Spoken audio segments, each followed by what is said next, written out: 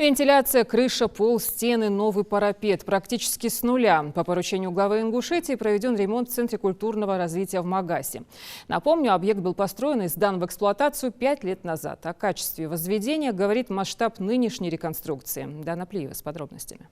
Картинки мы видим, что из-за того, что не были установлены желоба, вода подтекала на плитку, и вот вся она слезла с этого здания. О прежнем фасаде здания Фатиме Кажевой напоминают лишь снимки. Отслоившуюся плитку заменили на новую, отремонтировали колонны, отштукатурили внешние стены центра.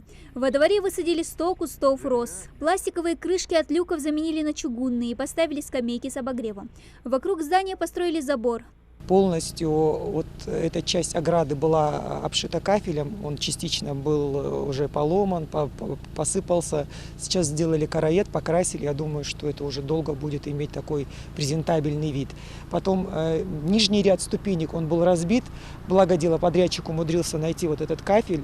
Ремонт прошел по поручению главы региона Махмуда Али Калиматова. Оценив условия лично, он тут же дал распоряжение изыскать средства на полное преображение объекта. Средств было выделено 8 миллионов. В соответствии с дефектным актом, который был составлен Министерством строительства, там подразумевалась сумма куда более значительная, но ввиду ограниченности средств пришлось сделать текущий ремонт вместо капитального. Но все проблемы удалось устранить и в рамках текущего ремонта. Здание привели в порядок всего за 2 месяца. На окнах поставили стеклопакеты, в танцевальном зале станки и зеркала. В кабинетах ИЗО заново побелили и покрасили стены, поменяли ламинат. А Лидию Хамхоеву, как педагога, радует такая мелочь, как новая плитка. Руки постоянно пачкаем, и вот умывальник, у нас вокруг не было этой плитки. Мы старались как-то и бумажкой приклеить, там это реально вот прям мучились все время, подбеливать надо было, подкрашивать. Сейчас у нас везде умывальники обклеили это место плиткой, везде кафель, очень удобно. Немалый фронт работы выполнен и в актовом зале. Мы демонтировали первый ряд, раскидали все эти посадочные кресла по всему залу, чтобы сохранить количество мест, их 144. Вот. Отремонтировали полностью свет, и боковой, и наполняющий, и декоративный свет сцены. Привели в рабочее состояние кулисы, они у нас не двигались.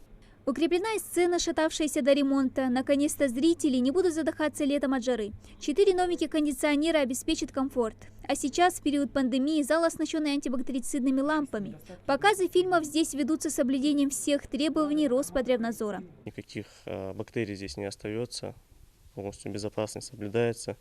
Посетители садятся, мы сажаем их в шахматном порядке, чтобы было расстояние между ними. При входе стоит антисептик, маски, если у них нет с собой. И полностью ребят садятся, смотрят фильмы.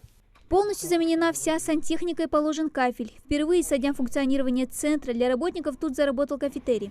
Появилась и вытяжка на кухне, чтобы лишние запахи не выходили из помещения. Приобрели посуду, необходимую утварь. И сейчас работники, вот как они раньше вынуждены были бегать в столицу, какие-то магазины и есть сухпайки, теперь комплексные обеды их каждый день ждут в столовой. Не забыли починить тут и протекающую крышу. Здесь же установили вентиляцию. Парапеты отделали металлом, а стены караедом. Работами руководства центра довольны на все 100%. Все это не было бы возможно, если бы не поручение главы республики Махмуда Али Бакшаровича Калиматова, благодаря которому вот этот большой фронт работы проделан качественно.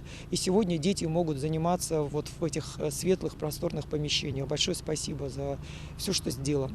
Центр был открыт в 2015 году при поддержке Министерства культуры России. Ингушетия оказалась в 5 регионов, первый реализовавший указ президента о создании в малых городах страны учреждений культурного развития. Современный центр был построен в Магасе менее чем за год. Вот только качество работ, судя по состоянию здания, всего за 5 лет оставляет желать лучшего. Но теперь все проблемы позади. Дана Плиева, Адам Далаков, Новости 24.